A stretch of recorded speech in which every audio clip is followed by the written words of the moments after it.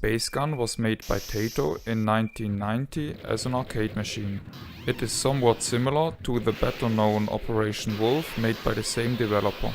Guns are mounted stationary to the cabinet similar to a joystick and are used to shoot towards the screen of the game. Space Gun is a rail shooter in which the player is able to walk backwards by pushing a pedal. With the availability of today's powerful computers and free software such as MAME, many arcade games can be emulated. With usage of gun peripherals mimicking a mouse input device, it's possible to play light gun games in all their glory at home. Even better, fixed gun games such as Space Gun can be played as they were light gun games. There are many suitable guns out there such as arcade guns, Top Gun, ActLab USB gun and AimTrack. Personally, I use arcade guns, with which I am rather satisfied. 1992, Images Software ported the games to the Atari ST and the Amiga.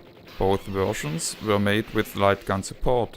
Ocean Software published those computer titles and also ports for the ZX Spectrum, the Commodore 64 and the Amstrad CPC, which as far as I understood lack light gun support. Taito themselves made a port for the Sega Master System supporting the Sega Light Phaser. This version seems to be a PAL region exclusive. Compared to the two first mentioned computer ports, the Master System port looks rather simple, but that has to be expected given the inferior 8-bit hardware of the console. For example, the game lacks most of its gore and limbs cannot be shot off. Within the limitations, Taito did a great job and made a game which compares well with other 8-bit games of the era. Some main differences between arcade and Master System version are the removed ability to walk backwards and the removal of the time limit. The remaining video will limit itself mostly to the Master System version. The game takes place in the not so far future.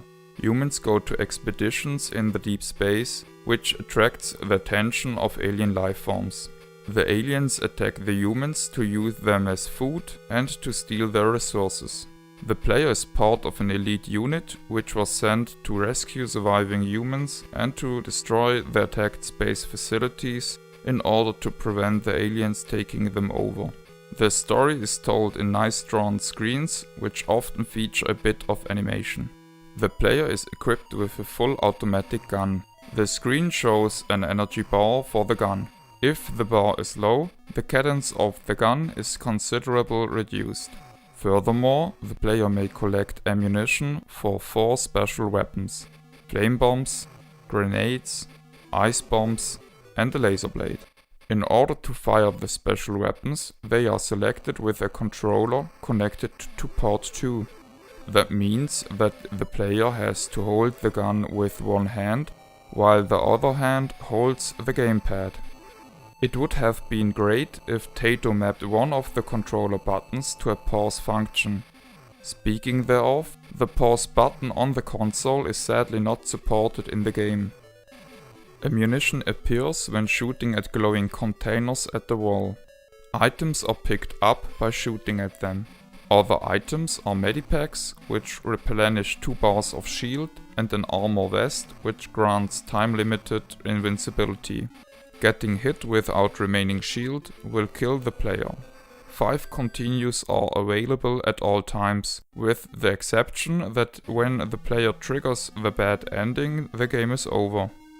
The game features branching paths. The player chooses the way by shooting at arrows.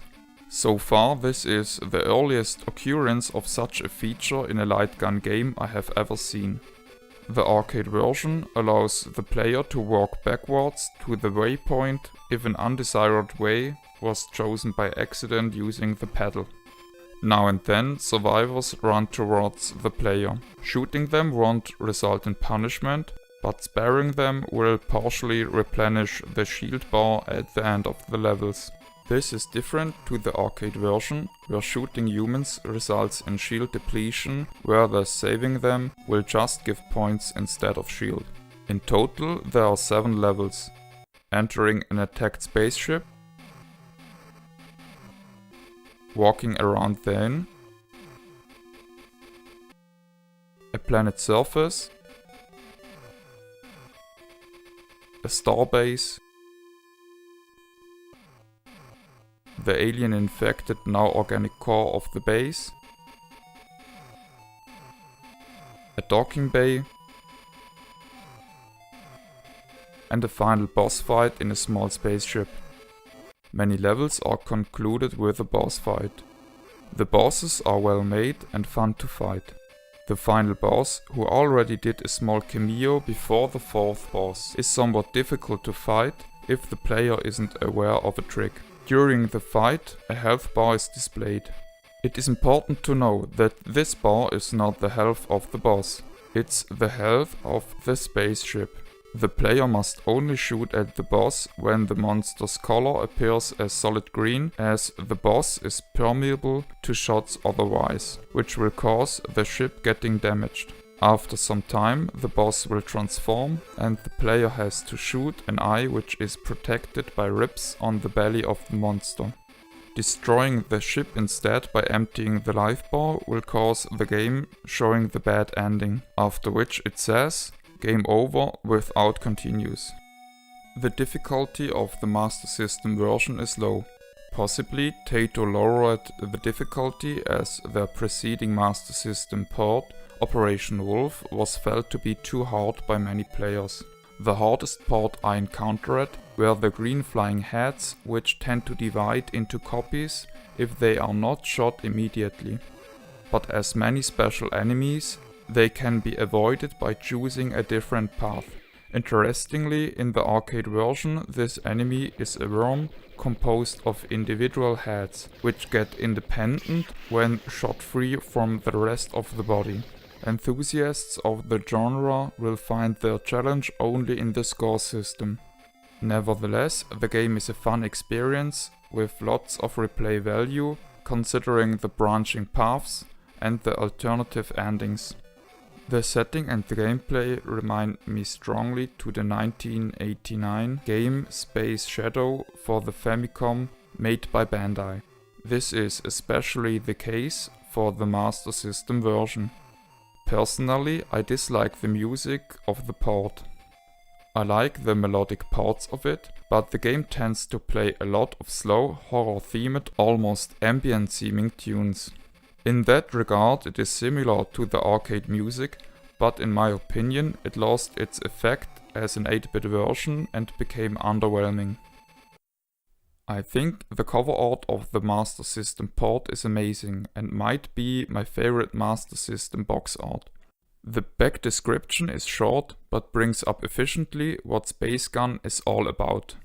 Possibly I will add a follow-up video or replace this video altogether, as I might buy an Amiga and an Atari ST in order to record the missing footage of the remaining games. This is the end of the review. My name is Ben.